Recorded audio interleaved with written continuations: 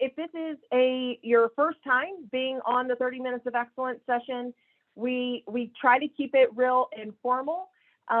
We cover a topic that has been really requested by you guys, and try to find subject matter experts to be on with us and to answer those questions.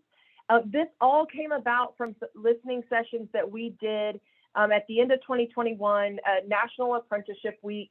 And NAWDP is very vested in this effort, as are our partners from WIA. And I'm going to explain WIA in just a minute, because for those of you who are in workforce, you should be confused, because I was. But Safal Partners is leading this great group of team, really, through the Registered Apprenticeship Center of Excellence. Our specific center is focused on strategic partnerships and system alignment. And so I'm very, very confident that our team has to be one of the strongest out there. Today, what we're going to talk about is employer engagement. So I want to introduce you to a couple folks. Brent and Audrey are on with us. Brent is the Vice President of Workforce Development at the Wireless Infrastructure Association, where he leads WIA's workforce programs aimed at ensuring a pipeline of qualified workers for the wireless industry. And I'm going to let him and Audrey expound in just a little bit. But Audrey is an education, workforce, and economic development subject matter expert. And if you guys could see her bio, I vouch for that. She's been at the local level, at the state level, in workforce, at the state level, in apprenticeship. So Audrey is definitely one of those subject matter experts that I would go to for questions. So we really appreciate having both of them on. Before I introduce them, though, I have to just tell you guys that as we got this partnership with Safal and this grant, and we're super excited, and people kept saying we were partnered with WIA. And I was like, no, we don't do WIA anymore. We do WIOA. And they were like, no, we're partnered with WIA. And I thought, oh, these people don't know what workforce is, because we changed from WIA to WIOA years ago. Finally, I figured it out. It is the Wireless Infrastructure Association. I think Brent said there's an association for everything. So Brent and Audrey, finish out your introductions. Tell us all about WIA. Well, thanks, Melissa, and appreciate the chance to be on, and really enjoy our partnership, and are really proud to be part of the Center of Excellence, and very much enjoy our partnership with NAWDP and with the workforce development system. Both Audrey and I have a long history working in workforce development, and specifically working with employers in it in a number of different respects. And so I'm really glad to be part of it and recognize the confusion. As a matter of fact, we don't go by WIA or WIO. We call ourselves WIA. Maybe that will help with some of that confusion, but we really appreciate being here. Just a little bit about what WIA is. We are the industry association that represents the wireless industry and a big chunk of the telecommunications industry. We have more than 200 members that are representative of the wireless carriers. So they're the people that you think of with your phone, Verizon and T-Mobile, for example. They are companies that own and operate the infrastructure. That includes, for example, companies like American Tower and Crown Castle and SBA that have cell towers and have the wireless network. A large number of contractors that are involved in building out the infrastructure, as well as some manufacturers that are equipment manufacturers like Ericsson, for example, and other companies that are associated with that. I came to WIA about 1.5 years ago. I've had the good fortune of being able to work for a number of industry associations before. Also had a history where I was working in ETA before, at the US Department of Labor, and have been in the private sector too. And I can say that I've had a chance to be involved in a lot of different organizations as it comes to a registered apprenticeship, working with the workforce system. And what has most impressed me about WIA, not that it's just about us, it's really about you and how we can help all of you. But one thing I've seen is that I've never been to an organization that's really not just focused on, yeah, we've got a huge problem with workforce, but has really come together as an industry and as an association to really put forward solutions. And that includes, since 2017, being the national sponsor of the Telecommunications Industry Registered Apprenticeship Program, which TIRAP, which is a national program, national program standards, and we are the sponsor of that. We have now 71 employer sponsors within that all over the country. We've been able to be part of actually our lead in a grant, and we're also the industry intermediary recognized by the U.S. Department of Labor and the Office of Apprenticeship for registered apprenticeship. And as we've built this out, we've really had seen everything from, we know, I'm sure on your stand, and Audrey and I have been in your shoes, that engaging employers about registered apprenticeship is a process. It takes a lot of effort, and sometimes it really is knocking on a lot of doors to get there.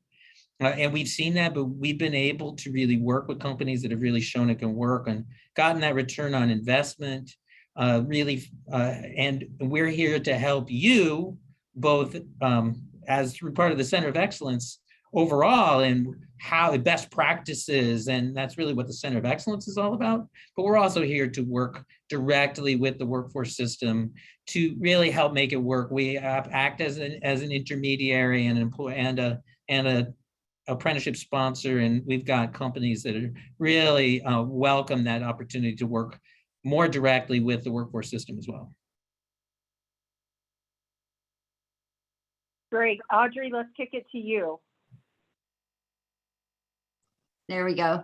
I would just add that I've been with WIA about a month and a half. So I'm the newbie.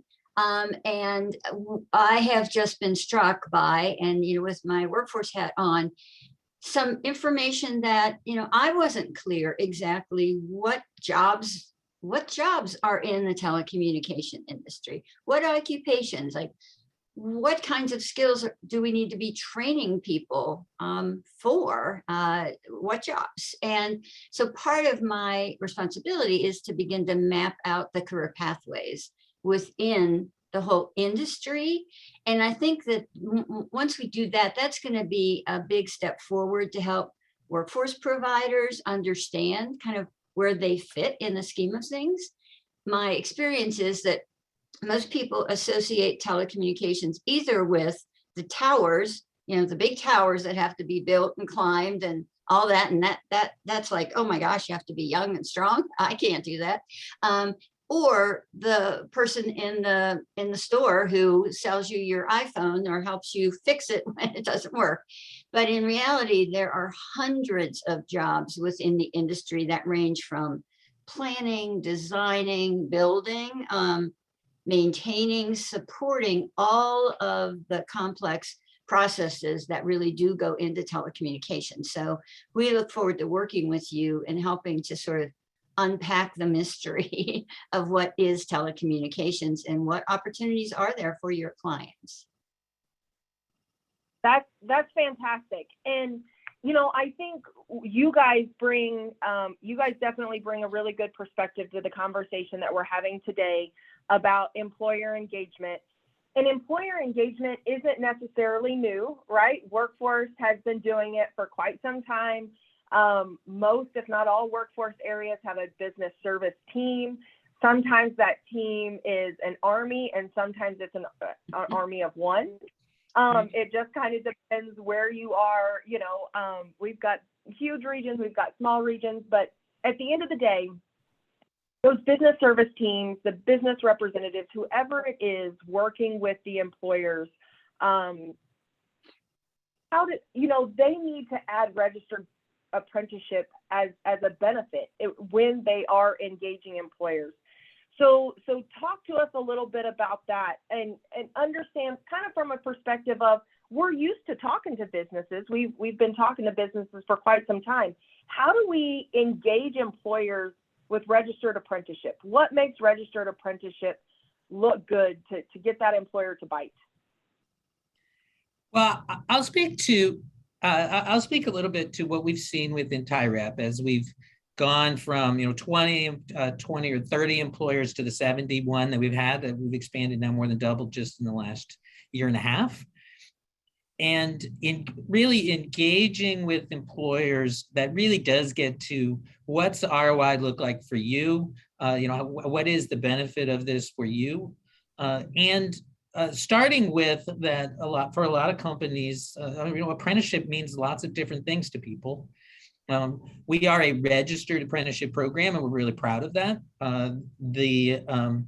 On the other hand, we know also, and I worked at Department of Labor, so I know sometimes even just walking through what does it mean to be registered with the Department of Labor is something that that is something to work through with companies. What we really have found is, first of all, every company, our industry is really focused on standards, and there are key certifications and standards that people need around safety in their work, for example.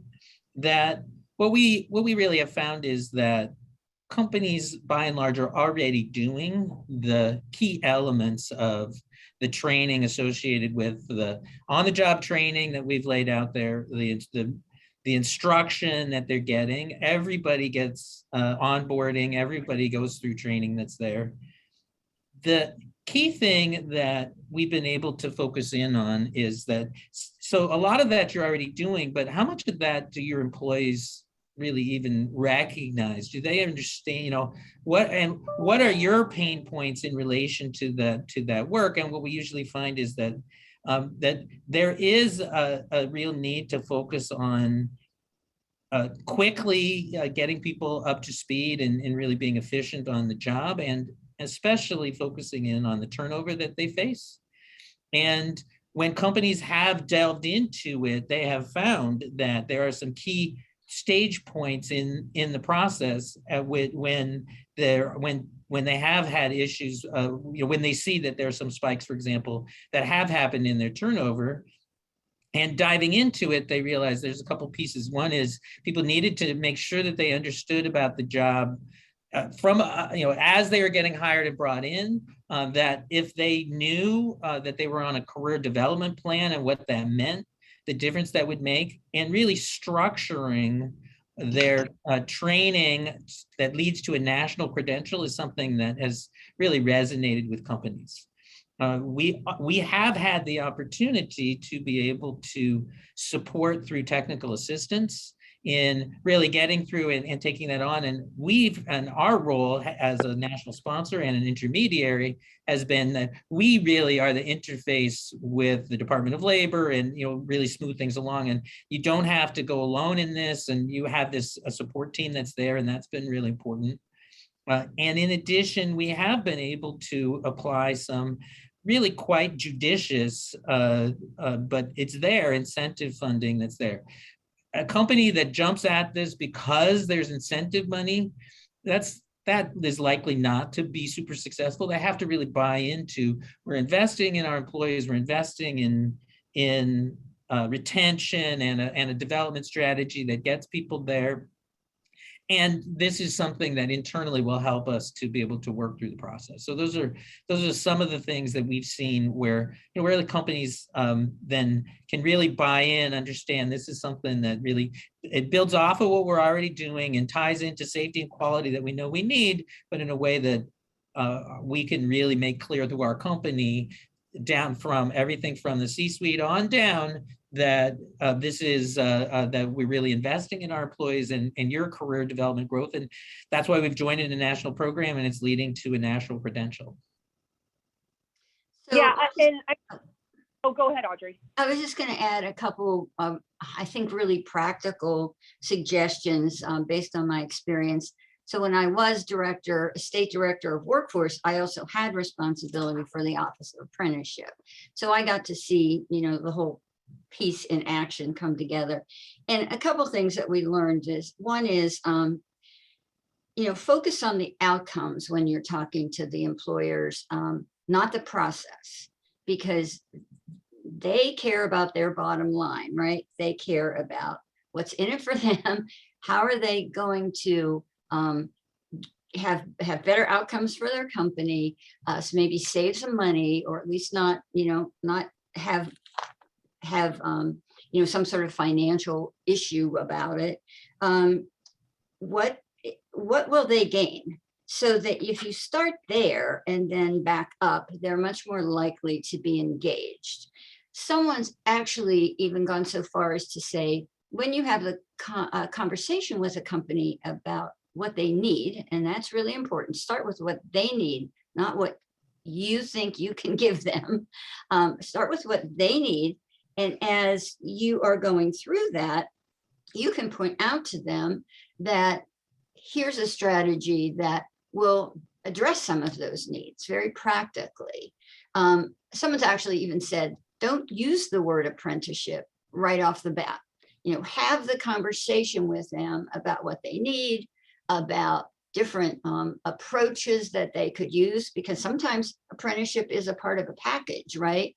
If they have a big company and some complex issues, there may be different strategies for different issues that they have. And so then after you establish all that, then it's, for this in particular, we have a sort of grow your own strategy. Use terminology like that you can invest in. And, the turnover, it will cut down your turnover. It will lead to employees who are faithful to the company and want to stay. So it may help your retention. That's the kind of language you want to introduce when you're talking to employers for the first time about a registered apprenticeship. Yeah, those are super great points. Brent, you said that for the most part, employers are already doing the components of registered apprenticeship. So, a lot of time they do require education, and they're providing on-the-job training, whatever. But if you keep doing what you've always been doing, you're going to keep getting what you've always had. And so registered apprenticeship is that missing process link that, will lead to better outcomes. And Audrey, I think that's a really good point, focusing on the results or the outcomes and not the process, because there are going to be things anytime that you deal, and we all know this in workforce, anytime that you deal with this, there's going to be paperwork. Now, whether you're working with an intermediary, whether you're the sponsor, whatever that happens, but if we can, again, engage that employer and really help them understand the outcomes and the benefits that this could be, and then, deal with the process later, not leading with that. So speaking of that, and who we're talking to, how we're talking to them, it's all about relationships. So we've talked about that. It's all about relationships, but who is it? How do we know who the right person is to contact at that company? What are some tips and tricks on who do we talk to? It's a great point. And Melissa, you even started by saying, and we well recognize that there's business service representatives within every workforce agency and people that are doing that.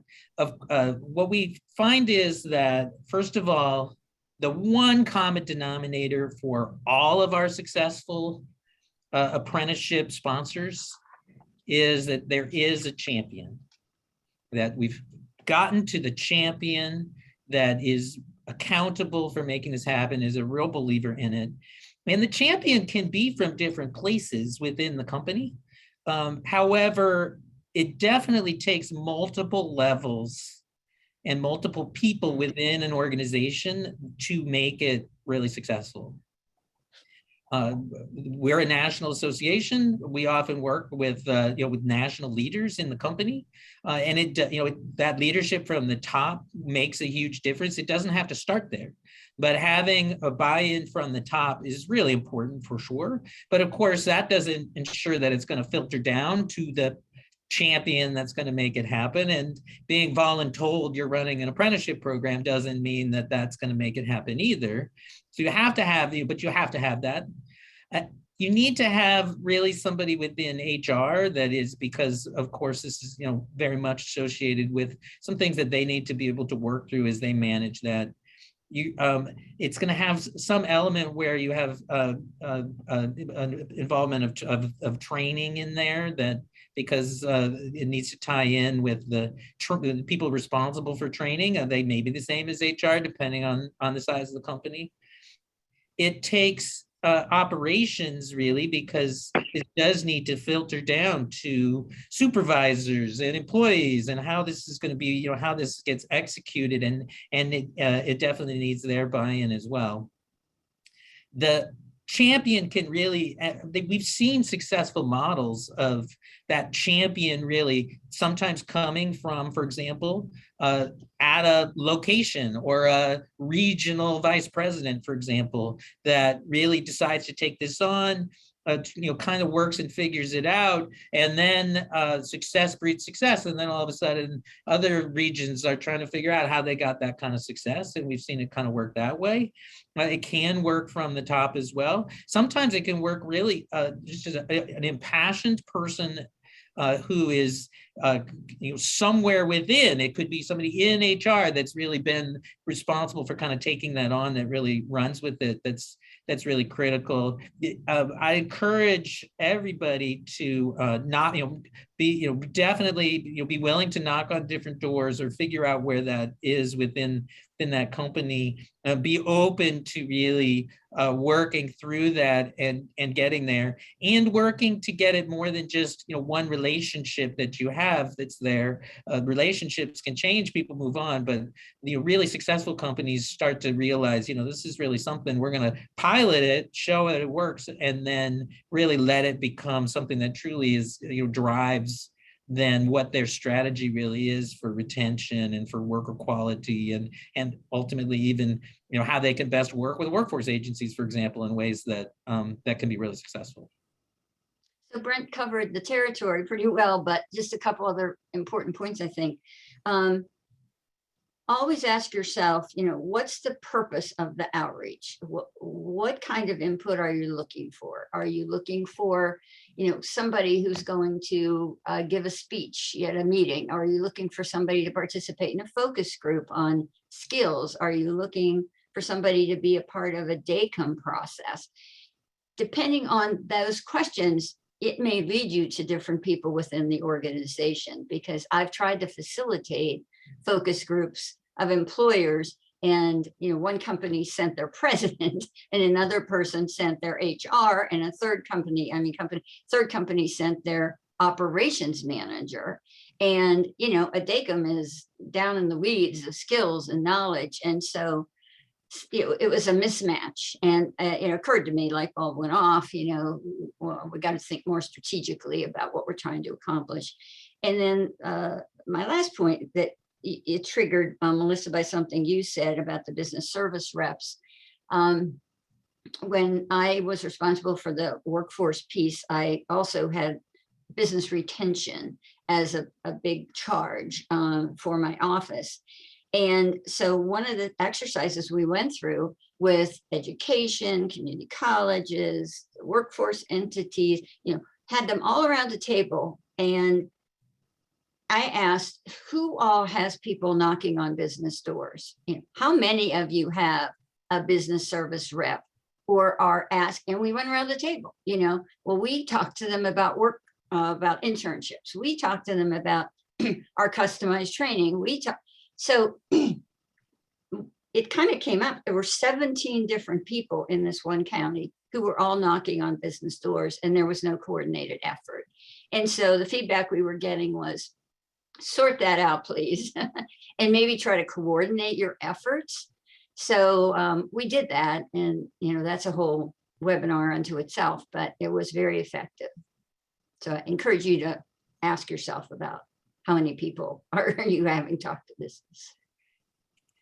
I'd like to add one more thought too. That's a terrific thought too. The other thing I'd say is that as much as I'd like to believe that people love to hear from me, love to hear from Audrey, love to hear from you, Melissa, and the business service representative, I know that as much as they'd like to talk to me, they'd really like to talk to peers a lot of times. And so it's always helpful when we can bring in, and that's actually strategy. We have some champions now that are advocates on behalf of TIRAP that are able to really speak really passionately about what they did, and then but also very tactically about why we did this, what the goal was, how we sold it in the company, has it been, what's it's been usually it's been a lot less work than people thought oftentimes, but where pieces of challenges were, that really sells.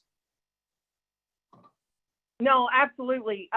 It's that coordinating of the business services, and that's why sometimes webinars and sessions like this are difficult in and of themselves, because you have those counties where you've got a business service team, or you just have multiple reps, whoever they're with, contacting the same business. And then some counties and cities, you have one person, they're kind of the Lone Ranger going out there and doing it all on their own.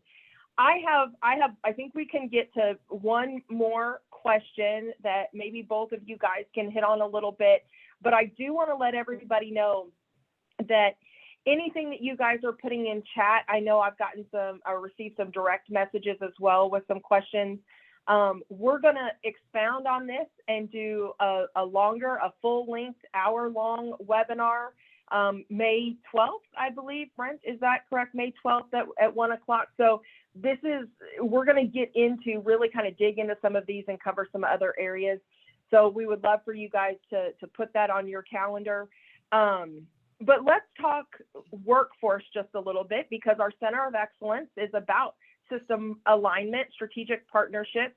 Audrey knows a lot about that because NAWDP actually has recognized her as an award winner in the past on system building. So when I said Audrey was a SME in my eyes, she definitely is. So let's talk workforce just for the last 2 or 3 minutes specifically.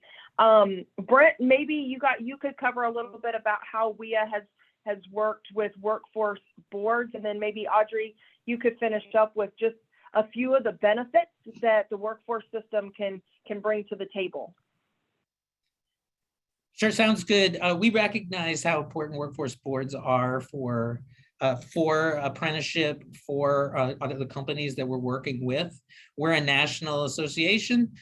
We work with often national companies, but their needs are local. So everything from recruiting to particular technical assistance to some of the programs that might be there to support incumbent worker training and other things are all areas where the workforce system really can be important, and it can be, one of the things that we really stress with companies is the value of making that connection where they have where they have large operations. Make sure they're connecting to connect with the workforce centers, to connect with workforce boards, and let them know about your needs and your interest and involvement and engagement.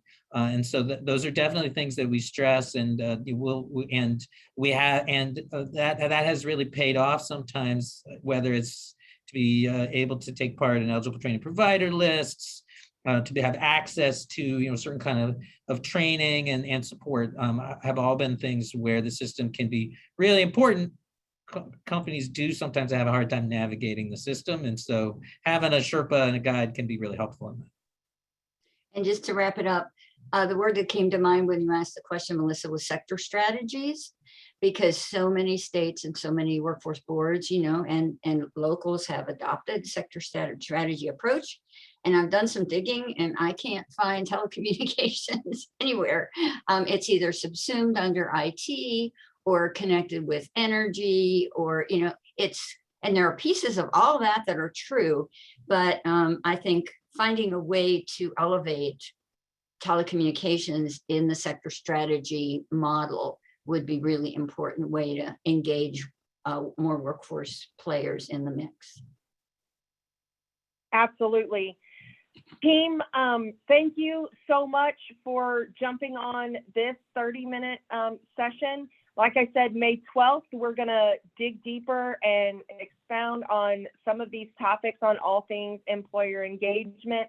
You know, for all of you guys on the webinar, I would keep an eye on the NAWDP website. The work that we're doing with the Center of Excellence, Safal, WIA, our other partners, truly is fantastic. It's available to all of you guys at no cost. So you can register for those webinars, watch our social media. But Brent, Audrey, thank you so much for your time today, and we'll talk to you again in May. Thank you. We look forward to conversation, discussion, hearing from members on May 12th. Thanks, guys.